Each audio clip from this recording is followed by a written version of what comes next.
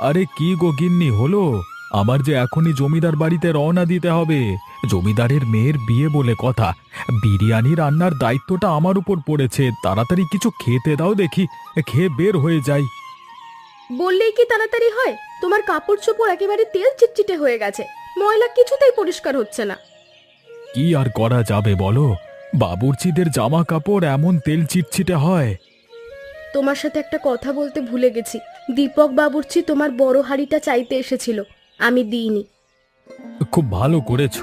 এই হাঁড়ি ছাড়া আমি একদম ভালো রান্না করতে পারি না। আমি একটা কথা বুঝে উঠতে পারি না, আমার হাঁড়ির উপর সবার এত কিসের যে নজর। নজর হবে না? তুমি যে ভালো রান্না করো, আর বড় বড় জায়গা থেকে তোমার অর্ডার আসে। রান্নায় সুনাম অর্জন করার জন্য দীপক তোমার হাঁড়িটা চেয়েছে। দীপকের নাকি উত্তরপাড়ায় একটা জন্মদিন পার্টিতে রান্নার অর্ডার আছে। অর্ডার আছে, নিজের হাঁড়ি নিয়ে যাক। আমার হাঁড়ি ওকে দিতে যাব কেন? আমার যখন 10 বছর বয়স তখন থেকে আমি এই হাঁড়িতে রান্না করি। এটা আমার ঠাকুর দাদার হাঁড়ি। ওনার পরে আমার বাবা এ হাঁড়িতে রান্না করত। বাবা মারা যাবার পর থেকে আমি রান্না করি। হাঁড়িটার দেখছি অনেক ইতিহাস। ইতিহাস তো বটে। আমি চাই এ হাঁড়িতে আমার পরবর্তী প্রজন্ম রান্না করবে। বুঝতে পেরেছি, এটা কোনো সাধারণ হাঁড়ি নয়। তোমার সাথে বক বক করতে করতে আমার সময় নষ্ট হচ্ছে। তুমি তাড়াতাড়ি করো, নাকি আমিও হাত লাগাবো? হ্যাঁ, তোমার আর হাত লাগাতে হবে না, এই তো প্রায় হয়েই গেছে। একটা বড় অর্ডার পাইলে 6 মাস কাজ করা লাগতো না, 6 মাস বসে খেতে পারতাম। এইসব ছোট ছোট অর্ডারে কোনো লাভ নেই। আনন্দ কেমন করে এত বড় অর্ডার পায় উপরওয়ালা জানে। আজকেই তো জমিদারের মেয়ের বিয়ের রান্নার দায়িত্ব আনন্দ পেয়েছে। তুমিও তো অনেক বছর ধরে এই কাজ করো, তোমার তো কোনো উন্নতি হলো না। কি এক বিশেষ হাঁড়িতে রান্না করে এত সুনাম অর্জন করেছে। প্রকৃতপক্ষে আনন্দ একেবারে রান্না করতে পারে না, সব ওর হাঁড়ির কেরামতি। তুমিও তো ওনার মতো একটা হাঁড়ি কিনতে পারো। অমন একটা হাঁড়ি কিনবো বলে ওদের বাড়ি গেছিলাম, বললাম তোমাদের হাঁড়িটা আমাকে আজকের জন্য দেবে, কিন্তু কিছুতেই দিল না শালা। ওই হাঁড়িটা বাজারে দেখিয়ে হুবহু অমন একটা হাঁড়ি কিনতে পারতাম। ওরা তো খুবই হিংসা। আনন্দ কেমন করে রান্না করে যে করেই হোক দেখতে হবে, বুঝলে? একবার ওনার মতো রান্না শিখে গেলে আমরাও বড় অর্ডার পাবো। ওই লোক যখন রান্না করে আশেপাশে কাউকে থাকতে দেয় না। কথা বলতে গিয়ে আবার যেন আমাদের রান্না খারাপ না হয়। রান্না খারাপ হলে ছোট ছোট যে অর্ডারগুলো পাই সেগুলোও পাবো না। কেমন যেন পোড়া পোড়া গন্ধ পাচ্ছি, তলায় মনে হচ্ছে লেগে গেছে। গিন্নি, এখন কি করবো? আরে এদিকে রান্নাও তো শেষ হয়নি। জল ঢেলে দিই, জল ঢেলে দিলে ঠিক হয়ে যাবে। আবার নতুন করে রান্না করতে হবে। আরে জল ঢেলে দিলে বিরিয়ানি খাওয়া যাবে না তো। নতুন রান্না করবা তো মাংস চাল কোথায় পাবে? আমি যা বলি তাই শোনো, দেখবা বিরিয়ানি সুস্বাদু হবে। কি করতে হবে বলো? নতুন রান্না করবা তো মাংস চাল কোথায় পাবে? আমি যা বলি তাই শোনো, দেখবা বিরিয়ানি সুস্বাদু হবে। তোমার কথা মতো তাই করি। এই দুপুর বেলা পান্তা ভাত খাবো? পান্তা আমি খাবো না। আজকে রান্না করা হয়নি, এটা খেয়ে নিন। সারাদিন কি করো? রান্নাও ঠিক মতো করতে পারো না। সারাদিন তো থাকেন শুয়ে আর বসে, আমার কাজ তো আপনার চোখেই পড়ে না। কাজ করার মতো কি আর বয়স আছে? তোমার মতো বয়স থাকতে সারাদিন কাজ করতাম, আবার 3 বেলা রান্নাও করতাম। কাজ করার ক্ষমতা না থাকলেও মুখ বাঁচানোর ক্ষমতা আপনার আছে। ঠিক আছে, এখন থেকে আর কোনো কথা বলবো না। কথা না বললে তো আমি বাঁচি। আপনার মুখ বাঁচানোর জন্য না মাঝে মাঝে মনে হয় বাড়ি ছেড়ে চলে যাই। আমার একমাত্র ছেলে এই ডাইনির সাথে বিয়ে হয়ে শেষ হয়ে গেল। কি? আপনি আমাকে ডাইনি বললেন? আপনার ছেলে আজকে বাড়ি আসুক। ছেলে বাড়ি আসলে আমিও বলবো। সারাদিন পর একটু ভাত খেতে দিয়েছে, তাও আবার পান্তা ভাত। আপনি তো নিজে রান্না করে খেতে পারেন, এমন তো না যে আপনি অসুস্থ হয়ে পড়ে আছেন। সারাদিন শুয়ে বসে থাকলে তো আপনি এমনি রোগগ্রস্ত হয়ে পড়বেন। সংসারের চাবি তোমার হাতে। আমি চাইলেও এখন আর কিছু করতে পারি না। কিছু করতে গেলেই কথা শুনতে হয়। আপনার মতো শাশুড়ির সাথে সংসার করা না খুবই কঠিন। আশেপাশের বউরা ওদের শাশুড়ি নিয়ে কত সুখে আছে, আর এদিকে আমার পুরা কপাল। তারা তো সুখে থাকবেই, কারণ তাদের বউরা দুপুরে পান্তা ভাত দেয় না শাশুড়িকে, সকালে দেখছিলাম বেগুন ভাজা আর গরম ভাত রান্না করতে, আর এদিকে আমি সকালে শুকনো মুড়ি খেয়েছি আর দুপুরে পান্তা ভাত। সকালে শুধু আপনার ছেলের জন্য রান্না করেছিলাম। আপনার ছেলের খাওয়ার পর যে ভাত ছিল ওতে আমি জল দিয়ে রেখেছিলাম। ভাত দিয়ে খাওয়ার মতো কোনো কিছু নেই, তাই আপনাকে পান্তা ভাত আর কাঁচা লঙ্কা দিয়েছি। ভাত তুমি নিয়ে যাও, আমি খাবো না। ঠিক আছে, খেতে হবে না। সেদিনের বিরিয়ানি রান্নাটা কি বাজে হয়েছিল! তোমার কথা শোনা আমার একদম ঠিক হয়নি। আর কোনো দিন অর্ডার পাবো বলে তো মনে হয় না। আনন্দ কিরে, যে ওর রান্না কোনোদিন খারাপ হয় না? আমাদের কিছু একটা করতে হবে, নইলে যে আমাদের হাতে আর কোনো কাজ আসবে না। আনন্দ 10 দিন ধরে জমিদার বাড়ি রান্না করবে। এই 10 দিনে যে টাকা পাবে তাতে তোরা বড়লোক হয়ে যাবে। আমাদের চোখের সামনে ওরা বড়লোক হয়ে যাবে আর আমরা চেয়ে চেয়ে দেখবো? তুমি সেরা মানের বাবুর্চি, এটা গ্রামে ভালো করে প্রচার করতে হবে। এভাবে প্রচার করে কোনো লাভ হবে না, কেউ আমাদের কথা বিশ্বাস করবে না। আর সেই দিন যা রান্না করেছিলাম তারপর থেকে তো আমাদের আর কেউ রান্নার জন্য ডাকবে বলে মনে হয় না। আমি বলি কি, আনন্দ যে হাঁড়িতে রান্না করে সেটা চুরি করতে হবে। দেখবা ওই হাঁড়িতে রান্না শুরু করলে বড় বড় অর্ডার পাওয়া যাবে। চুরি করে কি করব? আনন্দ তো আছে জমিদার বাড়ি, আর ওর বাড়ি থেকেও চুরি করা সম্ভব নয়। তাহলে ওকে রাস্তায় ধরতে হবে। তোমার অজয় ডাকাতের কথা মনে আছে? হঠাৎ অজয় ডাকাতের কথা বলছো যে? অজয় ডাকাতকে দিয়ে ওই হাঁড়িটা ডাকাতি করতে হবে, সাথে তুমিও থাকবে। অজয় ডাকাতের অনেক দিন কোনো খোঁজ খবর নেই। আচ্ছা, তুমি যখন বলছো খোঁজ করে দেখব। একবার হাঁড়িটা হাতে এলে তুমি হবার গ্রামের নাম করা বাবুর্চি। সেই দিনের অপেক্ষায় তো আছি।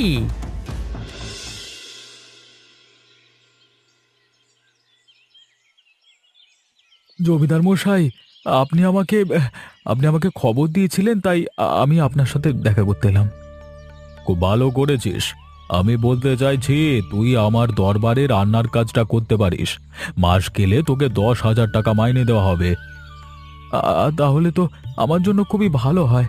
আমি আপনার দরবারে কাজ করতে চাই। তার আগে আমি বাড়িতে গিয়ে বৌমায়ের সাথে একবার দেখা করে আসব।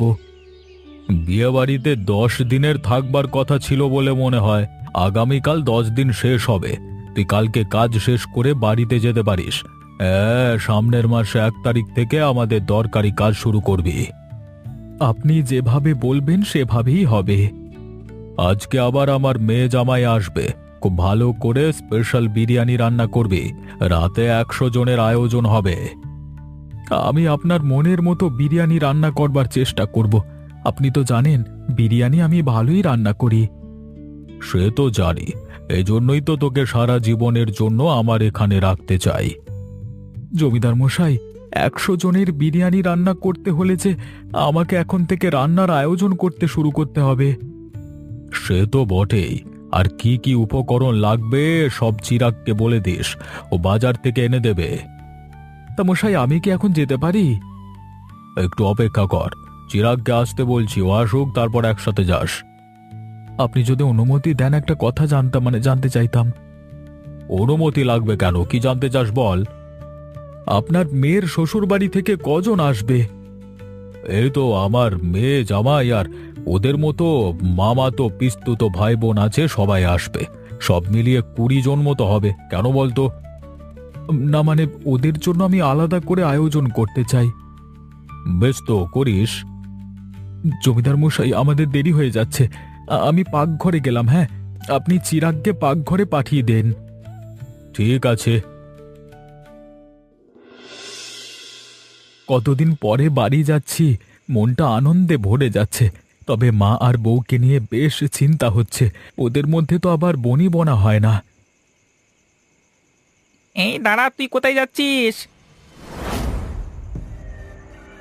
কে তোমরা? আমাকে যেতে দাও, রাস্তা থেকে সরে যাও। এ তুই কি বললি? আর একবার বল দেখি। আমার রাস্তা তোমরা আটকেছো কেন? তোর এই হাঁড়িটা আমরা নেব। তুই যদি এমনিতেই দিয়ে দিস তাহলে তোকে কিছু বলবো না, আর যদি জোর করে নিতে হয় তাহলে তো বুঝতেই পারছিস জীবনের মতো শেষ করে দিয়ে চলে যাব। জীবন থাকতে আমি এই হাঁড়ি কাউকে দেব না। এটা এই গ্রামের সবচেয়ে বড় হাঁড়ি। আমি এই হাঁড়িতে বিরিয়ানি রান্না করি। এ হাঁড়ি ছাড়া কেমন রান্না করতে পারিস আমরা একটু দেখতে চাই। তোর তো অনেক সুনাম, আর আমি চাই সব সুনাম জলে মিশে যাক। ভালো হবে না বলছি। আমার ক্ষতি করলে আমি তো তোমাদের ছেড়ে দেব না। আর তোমরা কারা? এভাবে মুখ বেঁধে এসেছো কেন? এই অজয়, তোর কাছে ছুরি আছে না? ওটা বার করতো। ও অজয় ডাকাত? তা মুখ বেঁধে আসবার কি দরকার? আমি তো চিনতে পেরেছি। অজয়, দ্রুত ছুরি বার কর। কে আছো? কে আছো? বাঁচাও!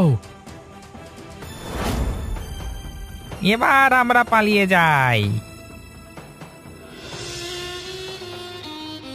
তিন কুলের হাড়িটা তুই হারিয়ে ফেললি বাপ।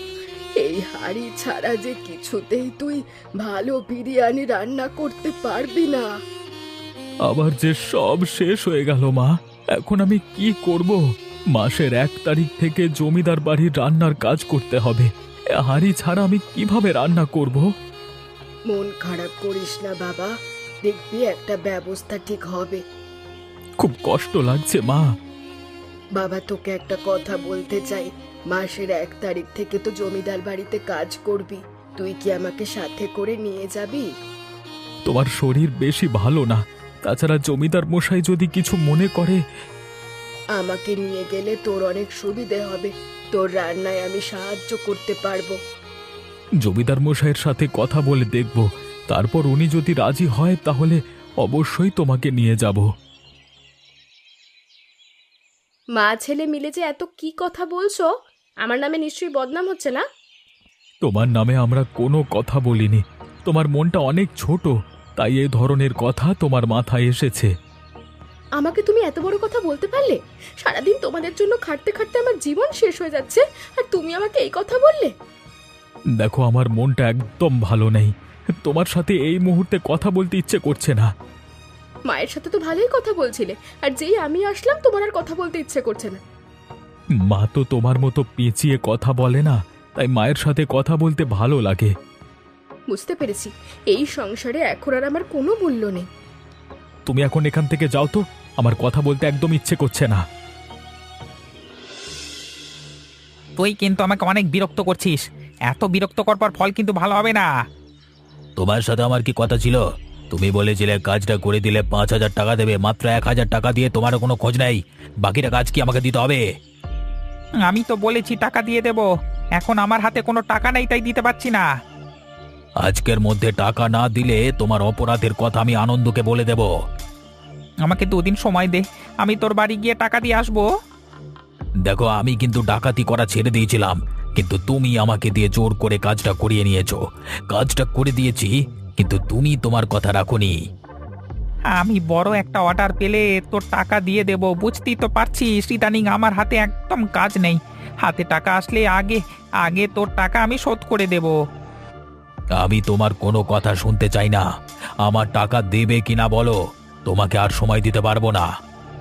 তোর কাছে হাত জোর করছি, 2 দিন আমাকে সময় দে। আচ্ছা, আমি তোমাকে 2 দিন সময় দেব, কিন্তু কথার এদিক ওদিক হলে কিন্তু খবর হয়ে যাবে বলে দিলাম। আমি কথা দিচ্ছি, এবার আর আমার কথার এদিক ওদিক হবে না। আগামী পরশুদিন রাতে আমার বাড়ি এসে টাকা নিয়ে যাবি। ঠিক আছে। জমিদার মশাই, আমাকে ডেকেছিলেন? তোর কাজে আমি ঠিক সন্তুষ্ট হতে পারছি না। আগের মতো তো রান্নার স্বাদ আর হচ্ছে না। আমি আগের মতো করেই রান্না করছি, কিন্তু কেন যে রান্না আগের মতো হচ্ছে না আমি ঠিক বুঝতে পারছি না। রান্না যদি ভালো না হয় তোকে যে কাজে রাখার সম্ভব হবে না। আমাকে কিছুদিন সুযোগ দিন, এর মধ্যে নিশ্চয়ই আমার রান্না আগের মতো হয়ে যাবে। তুই কে বাছা? আমার দরবারে কেন এসেছিস? আমি একজন বাবুর্চি, আমি অনেক ভালো রান্না করি। আপনি যদি আমাকে একটা কাজের সুযোগ দিতেন তাহলে আপনার কাছে আমি চিরঋণী থাকতাম। তোদের দুজনকেই আমি সুযোগ দেব। আগামী 1 সপ্তাহ ধরে তোরা রান্না করবি। তোদের মধ্যে যার রান্না ভালো হবে সে আমার দরবারে রান্নার সুযোগ পাবে। তবে দুজনকে আলাদা জায়গায় রান্না করতে হবে। আপনার অনেক দয়া জমিদার মশাই। জনগণের কথা ভাবাই তো আমার কাজ। কিন্তু জমিদার মশাই, দীপক তো রান্না করতে পারে না। গ্রামে ওর নামে অনেক বদনাম। জমিদার মশাই, আনন্দ আপনার সাথে ঢপ মারছে, মানে ঢপ মেরে অভিযোগ করছে, মানে মিথ্যে কথা বলে অভিযোগ দিচ্ছে। কে মিথ্যে বলছে আর কে সত্যি বলছে আগামী 1 সপ্তাহের মধ্যে সব পরিষ্কার হয়ে যাবে। আমি জয়ী হব নিশ্চিত। সে দেখা যাবে। সব সময় তুই ভালো রান্না করিস বলে এবারও যে করবি এটা ভাবা বন্ধ কর। আমার সাথে প্রতিযোগিতা করে তুই কখনো জিততে পারবি না। তোর মনোবল দেখে আমি সত্যি অবাক হয়ে যাচ্ছি। তোর এবার চুপ কর, 1 সপ্তাহ পরে সব বোঝা যাবে। এখন এখান থেকে যা তোরা। আমার সব শেষ হয়ে গেছে গো। মা ছিল, মায়ের সাথে কথা বলে একটু শান্তি পেতাম, সেই মাও আমাকে ছেড়ে চলে গেছে। বয়স হলে চলে যেতে হবে, এটাই তো স্বাভাবিক। তুমি শুধু শুধু কষ্ট পাচ্ছ। মারা যাওয়ার মতো বয়স আমার মার হয়নি। তুমি আমার মাকে ঠিক মতো খেতে দিতে না বলে আমার মা অসুস্থ হয়ে মারা গেছে। রান্না করে কি আমি একা খেতাম নাকি? আমি সব জানি তুমি আমার মায়ের সাথে কি করেছো। সংসারে অশান্তি হবে বলে কোনোদিন তোমাকে কিছু বলতে পারিনি। তা জানবে না কেন? তুমি বাড়িতে আসলেই তো তোমার মা নালিশ করতো। এদিকে আমার হাতে কোনো কাজও নেই, কি করে যে দিন চলবে কিছুই বুঝতে পারছি না। যে হাঁড়িতে রান্না করে আমি সুনাম অর্জন করেছিলাম সে হাঁড়ি ডাকাতি হলো, এইদিকে আমার কাজও আমি হারালাম। এত অভাবের মধ্যে তোমার সঙ্গে সংসার করা আমার পক্ষে সম্ভব না। এখন তাও একবেলা খাওয়া জুটছে, এরপর তো তাও জুটবে না। তুমি স্বার্থপর, স্বার্থ ছাড়া কিছুই বোঝো না। আমার সাথে যদি তুমি থাকতে না পারো তাহলে চলে যেতে পারো। চলে যাওয়াই উচিত, কারণ তোমার দ্বারা আর কোনোদিন কিচ্ছু হবে না।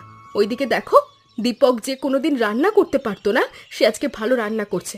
আর তুমি, এখন আমি বুঝতে পারছি ওই বিশেষ হাঁড়ি ছাড়া তোমার কোনো ক্ষমতা নেই। দয়া করে আমাকে একটু শান্তিতে থাকতে দাও, আমি অনেক কষ্টে আছি।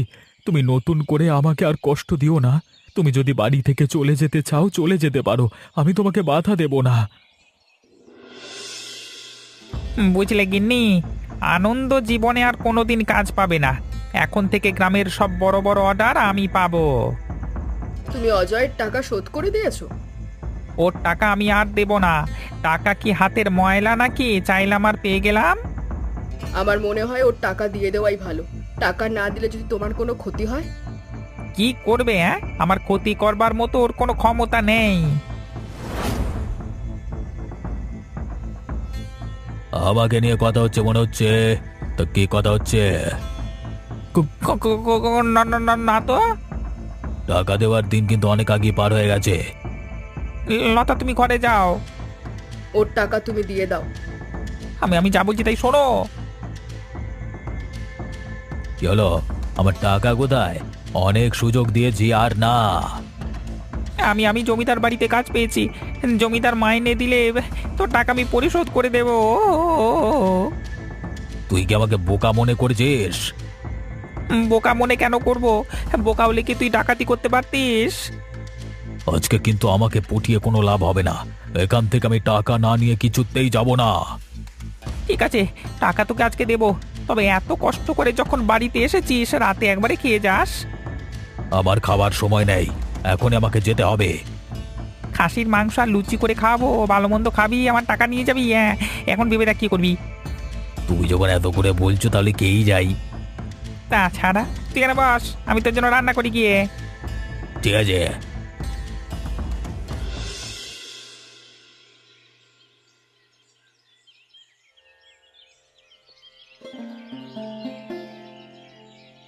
জমিদার মশাই, আমি আপনার দরবারের দিকে যাচ্ছিলাম। আমি খুব অসহায় অবস্থায় আছি, আমার যদি একটা কাজের ব্যবস্থা করে দিতেন খুব উপকার হতো। তোর সাথে দেখা হয়ে খুব ভালো হলো। মনে মনে তোর কথাই ভাবছিলাম, তুই আবার আমার দরবারে রান্নার কাজ করতে পারিস। দীপককে আমার খুব একটা সুবিধের মনে হয় না, তোর সাথে কাজ করে অনেক শান্তি। আপনি আমাকে বাঁচালেন জমিদার মশাই। তুই চাইলে পরিবার সহ আমার দরবারে থাকতে পারিস। দুঃখের কথা কি আর বলবো, মা আমার কয়েকদিন আগে মারা গেছে, আর আমার অভাব বলে বউ আমাকে ছেড়ে বাপের বাড়িতে চলে গেছে। এ তো মহা দুঃখের কথা। তোর দুঃখের কথা শুনে আমারও খুব খারাপ লাগছে, তবে দুঃখের দিন দেখবি চলে যাবে। আমি একটা বিশেষ বড় হাঁড়িতে বিরিয়ানি রান্না করতাম। হাঁড়িটা ডাকাতি হয়ে যাবার পর থেকে আমার রান্না তেমন ভালো হয় না। আমার ঠাকুর দাদার আমলের হাঁড়ি, হাঁড়িটা যদি উদ্ধার করতে পারতাম তাহলে আমার রান্নার হাত ফিরে আসতো। আমার সাথে বলে ভালো করছিস। আমি তোর হাঁড়ি খুঁজে দেওয়ার চেষ্টা করব। এ গ্রামের বাইরের কেউ নিশ্চয়ই নেয়নি। এমন কেউ আমার হাঁড়িটা নিয়েছে, সে হয়তো আমার হাঁড়ির বিশেষ গুণ সম্পর্কে জানতো। হাঁড়ি ডাকাতি করতে অজয় সাহায্য করেছে। তুই একদম ভাবিস না, আমি যখন কথা দিয়েছি তখন অবশ্যই কথা রাখবো। আমার মনে হয় দীপকের বাড়ি যদি আগে খোঁজ করা যায় তাহলে ভালো হয়। দীপক তো আমার দরবারে আর রান্না করতে যায় না। ও যে সব হাঁড়ি পাতিলে রান্না করত সব আমাদের পাকঘরে আছে। বলা যায় না পাকঘরে তোর বিশেষ হাঁড়িটা থাকতে পারে। তাহলে তো খুবই ভালো হয়। তুই আজকে থেকেই তাহলে কাজ শুরু করতে পারিস। ঠিক আছে জমিদার মশাই।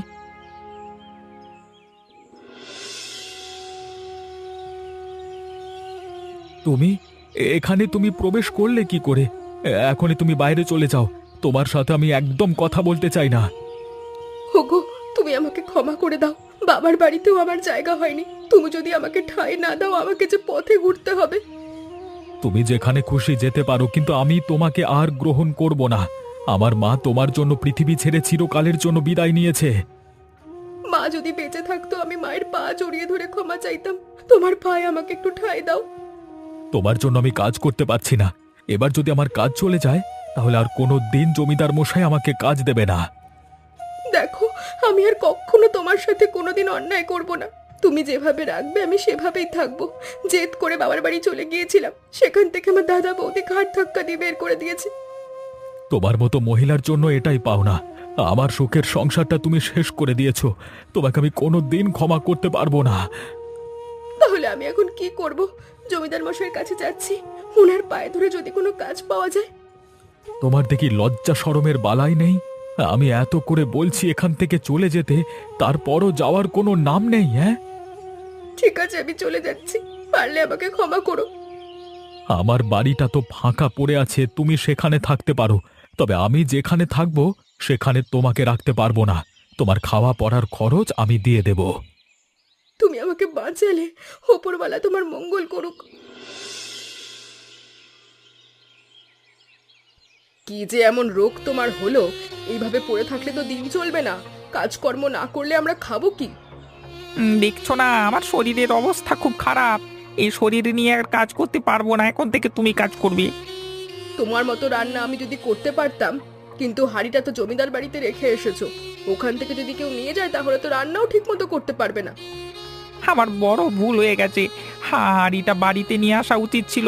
তুমি একটা কাজ করতে পারো, কালকে একবার জমিদার বাড়িতে যাও, ওখানে গিয়ে হাঁড়িটা নিয়ে আসবার ব্যবস্থা করো। কিসের যেন একটা গন্ধ বার হচ্ছে। পচা গন্ধে একেবারে বমি চলে আসছে। তাই তো, এতক্ষণ তো এই গন্ধ বের হচ্ছিল না, হঠাৎ করে গন্ধ বার হচ্ছে। একবারে যেন মানুষ পচার গন্ধ। বাবা, আপনাদের এখনই আমাদের সাথে যেতে হবে, জমিদার মশাইয়ের হুকুম। কে কে কেন? জমিদার মশাই মানে আমি যেতে বলছি কেন? অজয় ডাকাতের বউ আপনাদের নামে অভিযোগ করেছিল। ওনার কথা মতো আপনাদের বাড়ির উঠান খুঁড়ে অজয়ের লাশ পাওয়া গেছে। জমিদারের কথা মতো আপনাদের শাস্তি দেওয়া হবে।